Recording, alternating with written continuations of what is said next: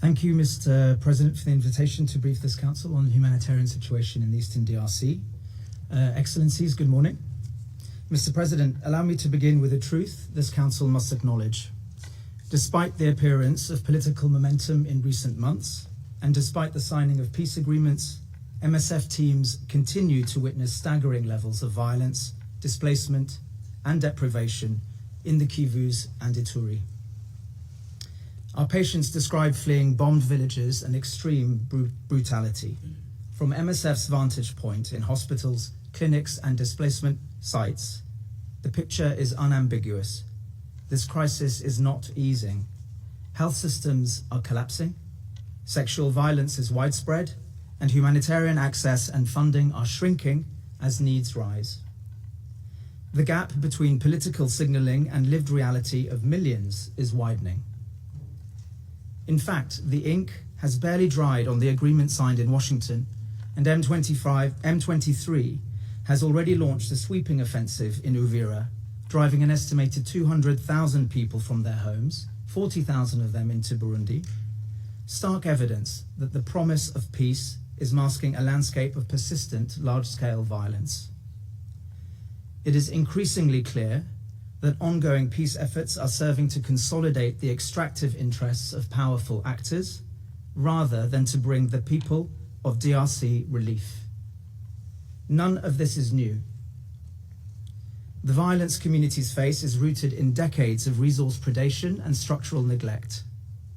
This is the enduring tragedy. Generation after generation of Congolese have seen their lives and dignity sacrificed at the altar of politics and profit.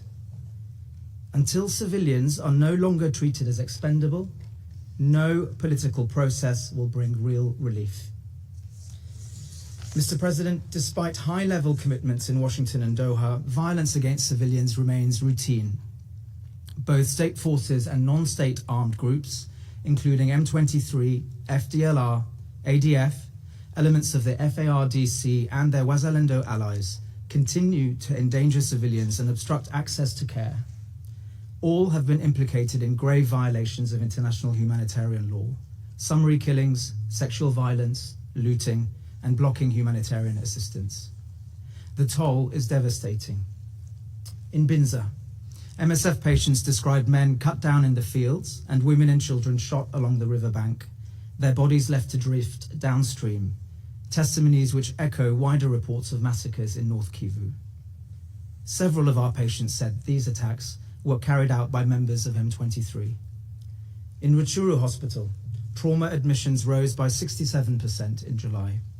More than 80% of gunshot victims admitted to MSF-supported facilities in July and August were civilians. In Ituri, over the course of this year, we have carried out more than 1,500 trauma surgeries in one single hospital, most for wounds related to conflict. Medical facilities and staff are not spared. Ambulances have been stopped at gunpoint, and armed actors have stormed medical facilities, threatening and terrorizing both patients and staff. In Masisi, just 2 weeks ago, the Kazinga Health Center, clearly marked with MSF insignia, was looted and destroyed by a Wazalendo militia. 3 MSF colleagues have been killed this year. These violations underscore a profound failure to protect civilians. Mr. President, sexual violence in Eastern DRC is a long-standing emergency which has scarred communities for decades. Today, it continues at an unimaginable scale. In the first 6 months of this year alone, nearly 28,000 survivors sought care in MSF-supported facilities in Eastern DRC. That's an average of 155 survivors each and every day for 6 months. 3 out of 4 attacks are committed by armed individuals. Attacks occur in fields, on roads, at water points, and inside homes. Many survivors reach care too late for preventative treatment. Many never reach it at all. At the same time, essential medical supplies are running dangerously low. In North and South Kivu, half of all health zones lack post-exposure prophylaxis, leaving survivors without the critical care that could prevent infection, avert unwanted pregnancy, and reduce long-term harm. The scale and normalization of sexual violence reflect a profound collapse of community protection and a near total absence of accountability. Women and girls tell us that sexual violence is not simply feared, it is expected. Mr. President, the health system is collapsing under the combined weight of violence, chronic neglect, mass displacement, aid cuts, and emerging parallel administrations. In many areas, up to 85% of facilities face critical drug shortages, nearly 40% of health personnel have left their posts, and more than half of facilities we have evaluated have closed or been damaged. The consequences are lethal. In Walikale, deaths of severely malnourished children arriving within 24 and 48 hours of admission rose by 89% and 309% compared to last year. Families arrive far too late, delayed by insecurity, cost, and the absence of functioning care. Preventative health services have crumbled, and vaccination is repeatedly disrupted, leading to an upsurge in preventable infectious diseases. Cholera cases already exceed 38,000, and deaths have more than doubled compared to last year. Measles continues to spread. A malaria outbreak of unknown proportions is unfolding, while neither diagnostics nor essential treatments are available to contain it. Mr. President, as needs grow, the space to deliver humanitarian assistance is contracting. Across Eastern DRC, state and non-state actors alike impose restrictions unrelated to civilian needs. Life-saving assistance is delayed, diverted, or blocked. The closure of the Goma and Bukavu airstrips and the failure of Kinshasa and M23 to reach an agreement to reopen them has reduced entry points for supplies and personnel into Eastern DRC and slowed movements within the Kivus. Reaching Walikale can now take more than a month during the rainy season. Shifting conflict lines have also meant that delivering supplies from Bukavu to Uvira has required crossing 4 international borders at 4 times the previous cost. Humanitarian access is not optional, it's a legal obligation.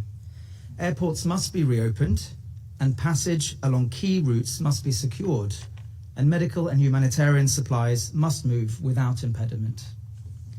On top of the collapse of civilian protection and the erosion of access, major donors are cutting support and eliminating life-saving services in full view of surging needs. Mr. President, commitments made in capitals mean little when they are not matched with concrete measures on the ground. We make 3 calls. First, civilian protection must be placed at the center of all political and diplomatic engagement.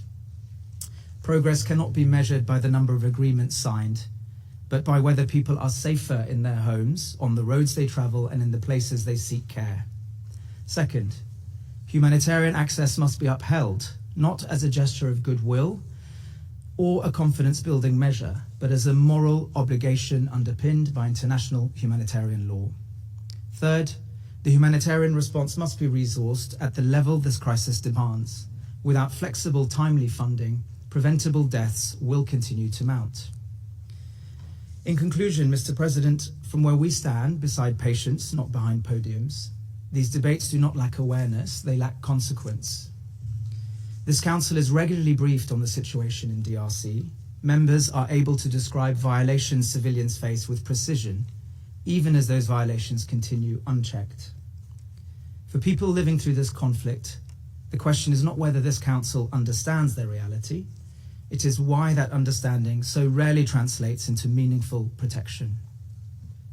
This disconnect is damning, and that failure is profound. If this Council cannot act when so many lives are at stake, then the promise of civilian protection becomes a hollow doctrine, recited here, but absent where it is most needed.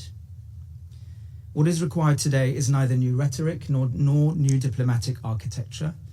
It is the will to insist that civilians are not expendable and that their rights to safety and dignity are non-negotiable. Not in DRC, not anywhere civilians are under threat. Thank you, Mr. President.